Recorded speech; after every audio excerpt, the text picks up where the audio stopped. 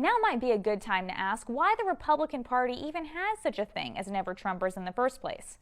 As a supposed wing of the Republican Party, they bring almost nothing to the table, and we'd be losing on every front, because all never-Trumpers know how to do is be happy losers. Gentlemen who always give in and give our country to ruin. They were never popular. At best, they were barely tolerable, and at worst, treacherously anti-American. In their own words, they would defend their position as one of principle. But what principles? Primarily the principle of laissez-faire economics, but is that true?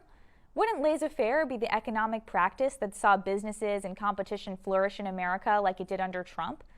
The fact of the matter is that never-Trumpers are neither social nor fiscal conservatives. Their only real cause is that predatory form of corporate feudalism known as stakeholder capitalism. And they are very much what Newt Gingrich calls, quote, the rot at the top, in his book, Defeating Big Government Socialism.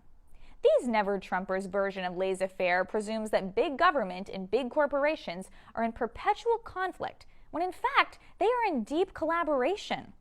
As Gingrich says, big government socialism corrupts. It corrupts rich, multimillionaire CEOs lobbying for taxpayer bailouts. It corrupts poor part-time hourly workers, hiding their income from the government so they can keep getting welfare benefits. It corrupts the bureaucrats and administrators whose job it is to decide who gets money and who doesn't. It also corrupts the news media, academia, and all the institutions and people who interact with it. Never-Trumpers are just as blind to the corrupting power of big government on corporations as anyone else, and for the same reason. Their wallets are fatter when their paymasters are kept happy.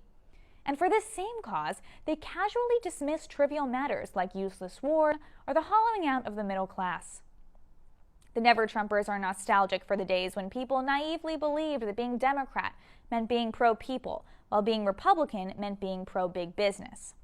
Now they find themselves revealed for what they really are, remnants of an old system who don't like the fact that the Republican Party today is both pro-people and pro-business, particularly small business.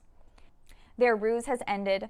The economics they believed in was what Gingrich describes as, quote, as much an example of free market capitalism as a fishbowl is an example of a coral reef.